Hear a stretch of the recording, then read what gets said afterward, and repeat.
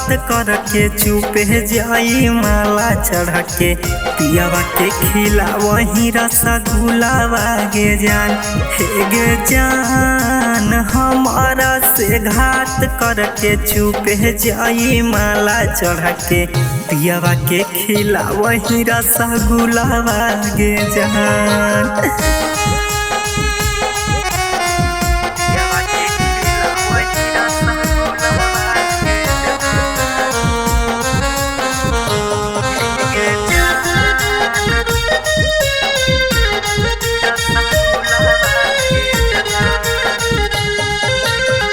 कवने करना मांगे देके जखमा मांगे यारवा के अपन भूलल जाहिगे जान।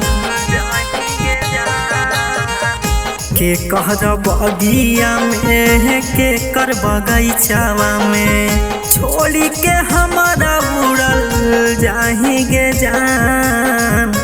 हे गे जान सोरा हो सिंगारावा करके दिल पे हमर पहाड़ावा धर के बनी जही ससुरा के फूलावा गे जान। हे गे जान हमारा से घात करके चुपे जाई माला चढ़ के पियावा के खिला वही रसगुल्लावा गे जान।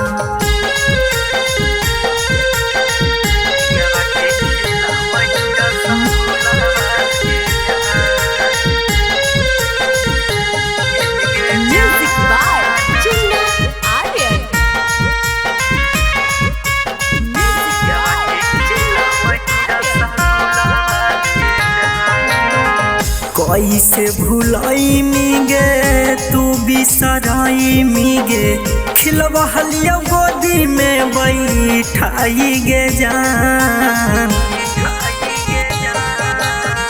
लागा हलो चोट तोरा हो बहलो दर्द मोरा चुप कर हलिया मनाई गे जान।